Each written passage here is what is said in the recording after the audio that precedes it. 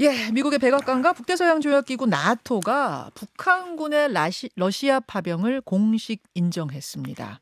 우리나라 국정원이 북한군 파병을 처음 발표한 지 한 일주일 지났죠. 미국과 나토가 이제 모두 인정을 한 겁니다. 미국 정보망에 따르면 3,500명 정도의 군인이 이미 파병이 됐다는 건데요. 물론 북한은 여전히 아니라고 부인하고 있습니다만 러시아 군복을 입은 북한 군인들 모습이 담긴 영상이 계속 올라오고 있고요. 특히 지금부터 보여드릴 영상은 러시아 연해주에서 찍은 거라고 하는데요. 북한 말이 군데군데 들립니다. 음질이 썩 좋진 않은데 한번 집중해서 들어볼까요?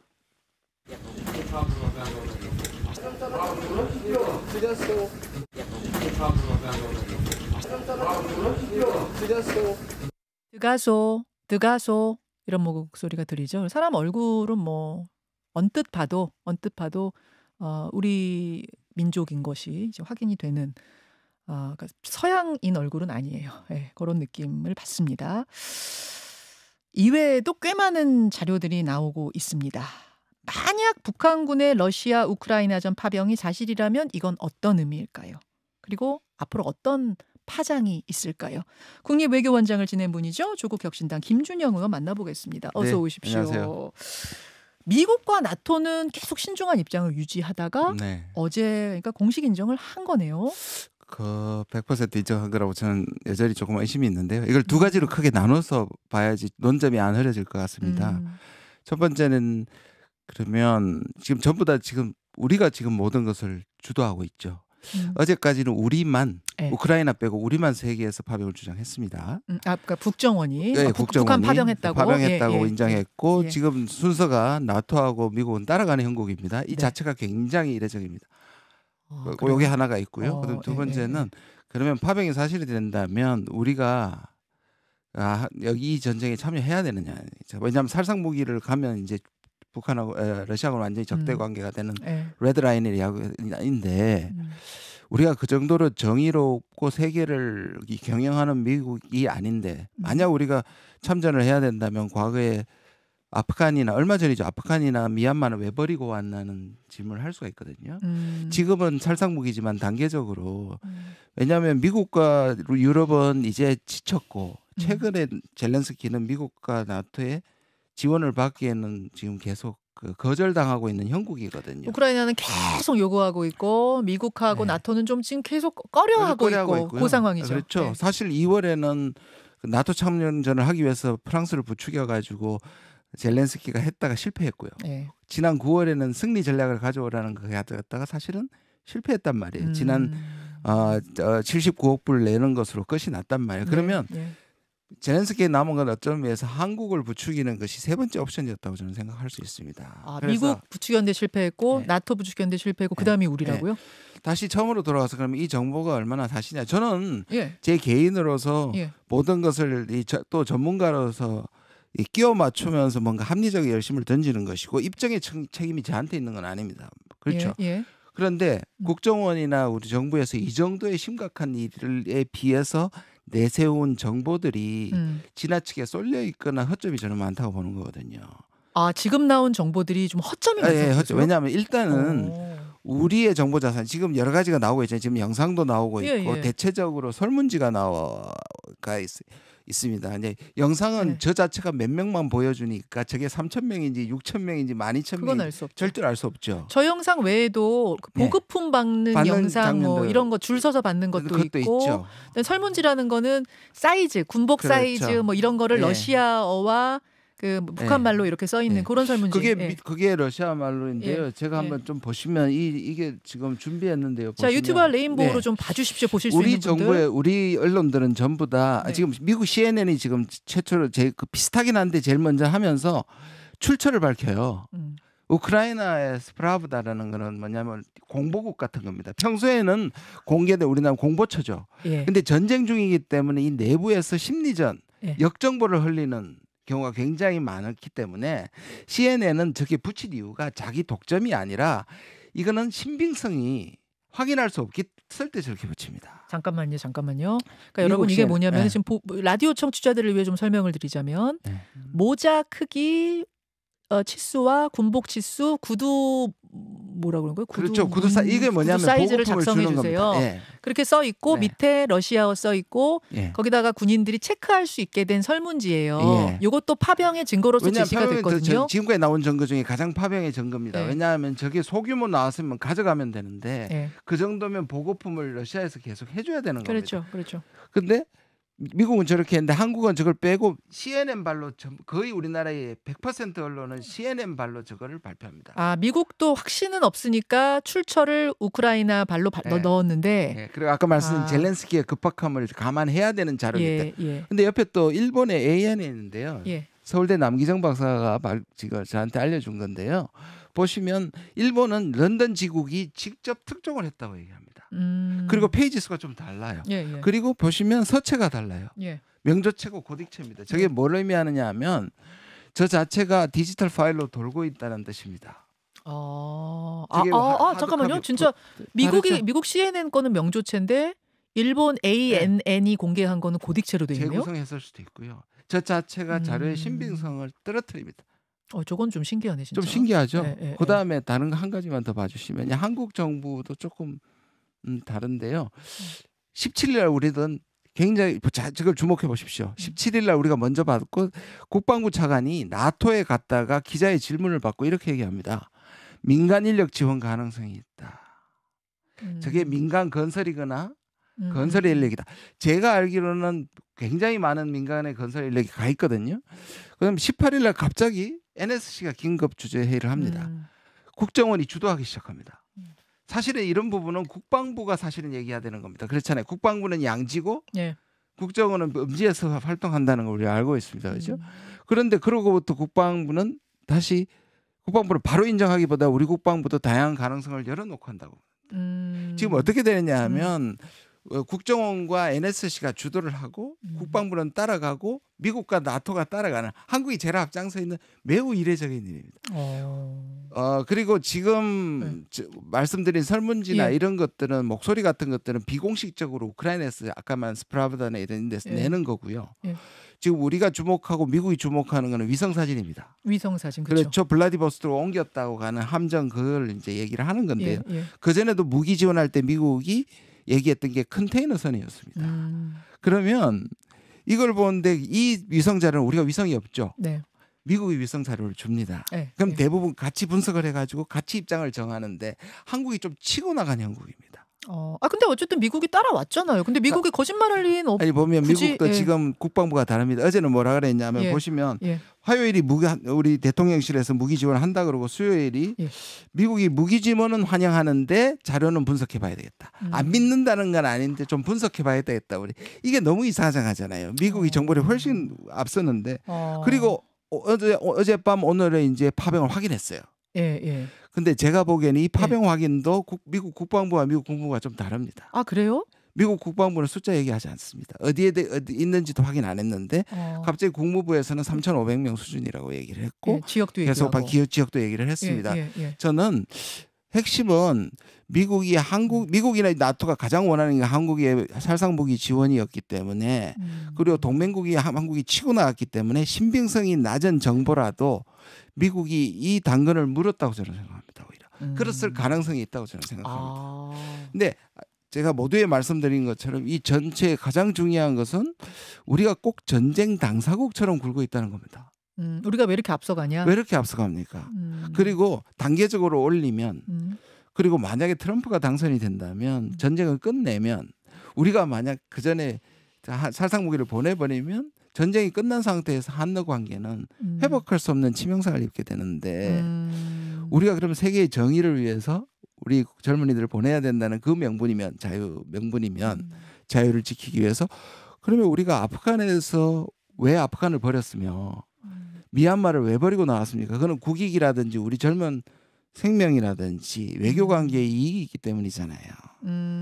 저는 좀 더 차분해져야 될 필요 있다. 오케이. 자, 김준영 의원 말씀 뭔지 이해가 됐어요. 그러니까 우리가 맨 뒷줄에 서지 좀 앞서가지 말자라는 이 경고를 이 조언을 주신 거고, 또 하나는 우리 국정원과 미국 나토가 인정하긴 했지만 아직도 조금 의문을 갖고 우리가 봐야 된다라는 그 지점도 지적을 해주시고. 우리가 100% 증거를 제시하지, 이게 확정적인 증거가 아님에도 불구하고 문제가 많은 증거를 제시하면서 확정적 사실로 계속 유포하고 우크라이나와 똑같은 얘기를 한다는 것은 그러니까 러시아를 자극할 필요는 없다는 점. 그러면요, 김 의원님, 그렇다고 해서 김 의원님도 북한이 파병 안 했다, 내가 100% 확신한다, 그건 아니시죠? 제가 그런 입장이나 책임이나 능력이 없는 거죠. 그건 아니지만 신중하자라는. 신중하고 문제가 많다는 걸 제기한 겁니다. 합리적 의심을 제기한 겁니다. 알겠습니다. 합리적 의심 차원에서 계속 조금 우리가 멀찌감치서 보자라는 그 말씀. 근데 뭐 그 말씀도 일리가 있어요. 멀찌감치서 보자. 근데 만약 북한의 파병, 심지어 연말까지 10,000명가량의 파병이 사실이라면 그때는 우리가 멀찌감치 있기가 애매한 상황이 되잖아요. 그렇게 해버렸어요. 다른 데가 아니라 북한이니까. 그렇게 해버린 거죠. 근데 사실이면.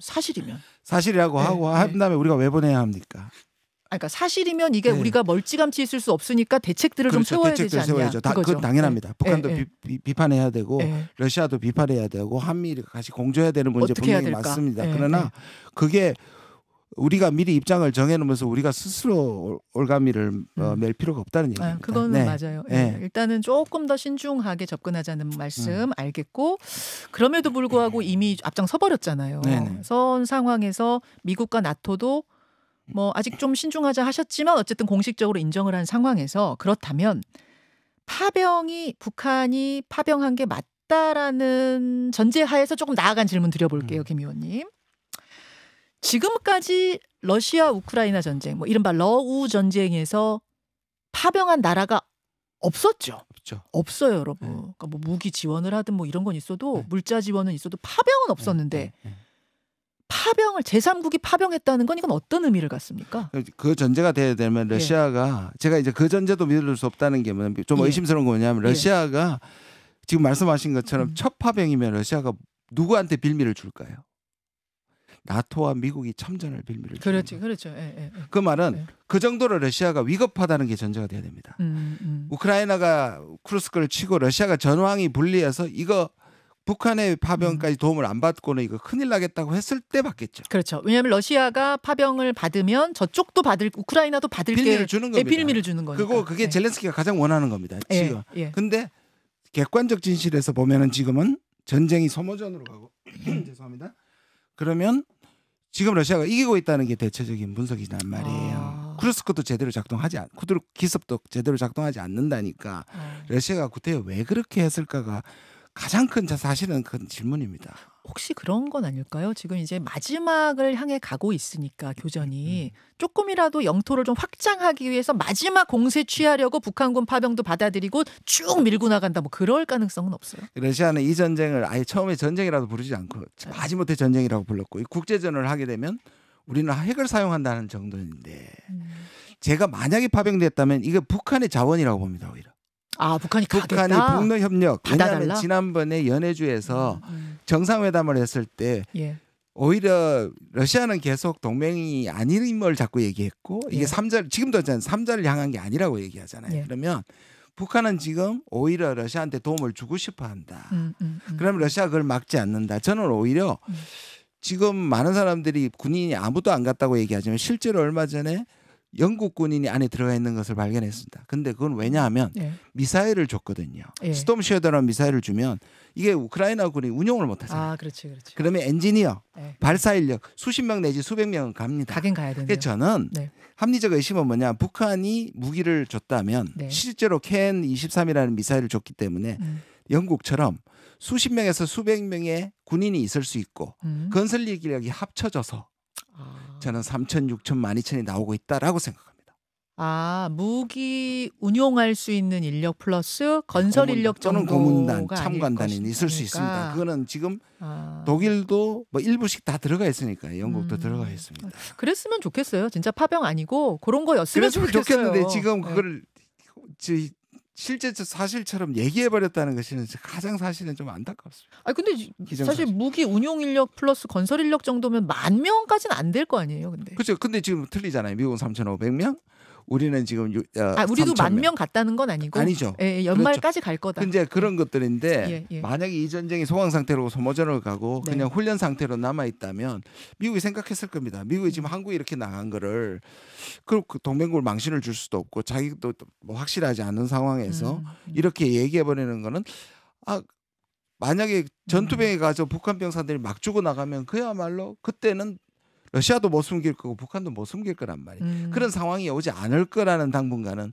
미국의 자신감일 수도 있다고 저는 생각합니다. 예, 여러분 이제 김준영 의원은 지금 합리적 의심을 가지고 있는 분입니다. 오늘 뭐 다양한 측면에서 제가 좀 다양한 질문들을 드려보고 있는 중이에요. 그러면 이건 어때요, 김 의원님? 어제 어떤 보도가 있었냐면은 이 파병 군인들의 가족들, 그러니까 파병 북한군의 가족들을 격리 수용하고 있다 지금. 왜냐하면 소문 날까봐. 북한 내에서 이거 쉬쉬해야 되는데 막 민심 술렁이면 안 되니까 이 가족들을 격리 수용하고 있다라는 또 국정원의 정보 보고도 있었거든요. 그럼 이 부분도 좀 아니라고 보세요? 이게 다 조각조각이잖아요. 조각을 맞춰야 되는데 그 전에 우리가 뭐라고 했냐면 우리가 이 확성기를 통해서 북한한테 파병 사실을 우리가 폭로를 합니다. 북한한테 우리가 알렸습니다. 맞아요. 그렇죠? 홍보 방송. 그러면 그다음에 이제 저쪽도 들리고 사실 뭐 비밀이 없으니까 들어갔을 겁니다. 그런데 이게 본격적으로 북한이라면 어느 경우에도 지금 러시아는 북한은 지금 그 낭설이라고 얘기하면서도 북러 협력은 건드리지 말라고 얘기하니까 오히려 북한하고 러시아는 이 부분을 그냥 어두운 쪽에 남겨두는 겁니다. 모든 걸 밝혀가지고 외교적으로 손해볼 필요는 없는 거죠. 그거를 우리 쪽이나 우크라이나는 계속 조각난 정보들을 가지고 확정적인 것으로 다 연결시키고 있다는 게 문제입니다. 그런 것들을 100% 확실하지 않을 수도 있다는 거예요. 정보는 수많은 정보를 어떻게 해석하고 하나의 주제로 엮어내는 것이 중요한데 그 부분에서 저는 순선한 정도나 이게 이미 한국, 유럽, 미국이 다르다는 것이고 알겠습니다. 일본도 지금 아무 얘기를 하지 않고 있습니다. 아 그래요? 일본은 아무 얘기를 하지 않고 있습니다. 알겠습니다. 만약 그러면은 북한군 파병이 사실일 경우에는 이게 어떤 국제적인 파장을 미치는가 그 부분 한번 짚어볼게요. 저는 이게 이제 미국 대선하고도 관계가 있는데 트럼프 지금 그 사실상 3년의 전쟁입니다. 내년 2월이 되면 3년입니다. 맞아요. 예.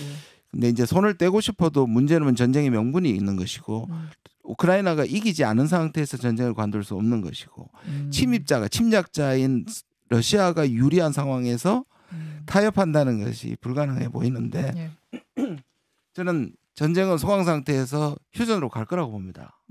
그렇다면 그렇게 됐을 때 또는 트럼프가 됐을 때 그게 앞당겨질 때 우리만 사실 지금까지 유지했던 거에서 한러 관계가 망가지면 그 후과를 어떻게 할 것이냐가 이제 걱정이 되는 것이죠. 네. 이렇게 만약 북한군 파병이 사실이라면 더 확실하게 좀 더 이게 알려진다면 나토가 개입한다든지 미국이 뭐 군사 보낸다든지 어떤 식으로든 개입할 가능성이 저는 그런 있습니까? 일은 없을 거라고 생각합니다. 없을 거라고 보세요? 거라고 생각합니다. 우크라이나가 도와주세요 막 할 텐데. 지금 다 거부 아까 말씀 2월 9월 얘기를 했고요. 그럴 여력이 없고요. 그다음에 그것은 세계 대전으로 가고 핵을 쓰겠다는 것을 과연 그리고 미국이 제가 미국 전문가로서 지난 15년 동안에 잘 보시면 IS가 그렇게 난리칠 때도 지상군은 안 보냈습니다. 중동에서 IS가 난리쳐도 미국의 대원칙은 여야의 대원칙은 지상군은 안 보낸다. 일부나 폭격이나 미사일 공격은 가능해도 지상군 다시 말해서 베트남전과 같은 것은 하지 않겠다. 하지 않겠다. 그리고 할 의무가 없습니다. 우크라이나군은 동맹국이 아닙니다. 그래서 자꾸 나토에 들어가려는 거고. 그 우리한테는 왜 자꾸 무기 보내라고 왜 그러는 거예요? 왜냐하면 니들이 대신해라. 보낼 한계가 왔거든요.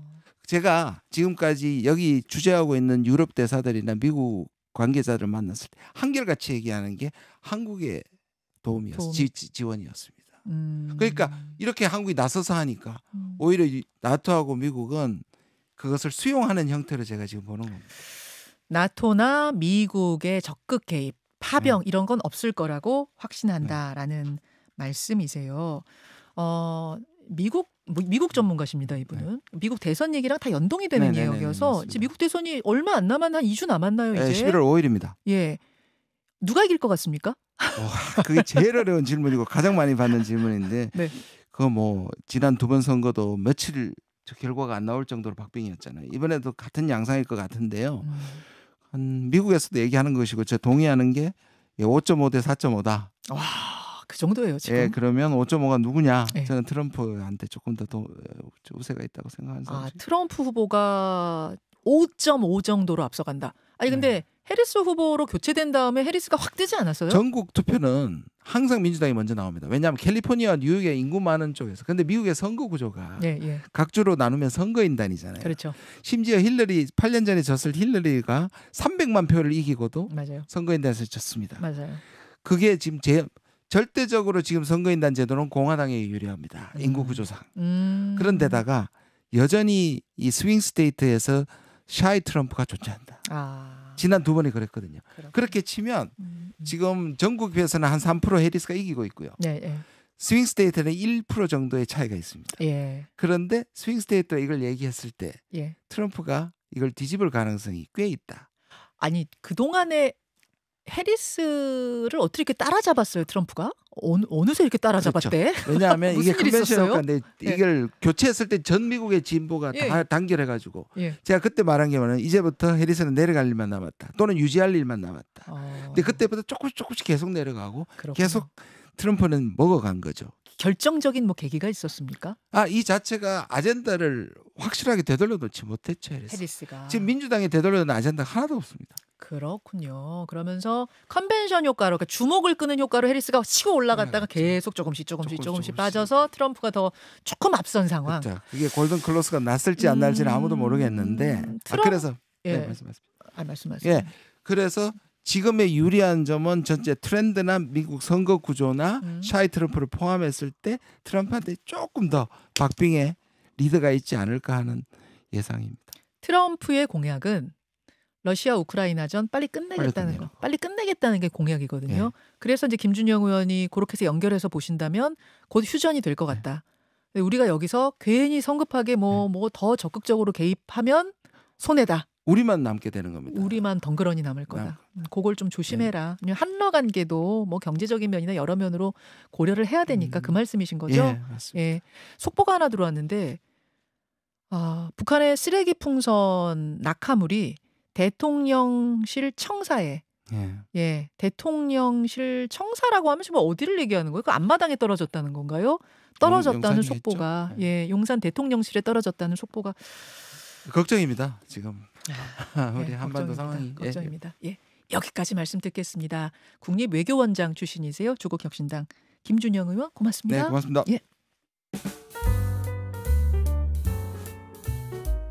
김현정의 뉴스쇼는 시청자 여러분의 참여를 기다립니다. 구독과 좋아요, 댓글 잊지 않으셨죠?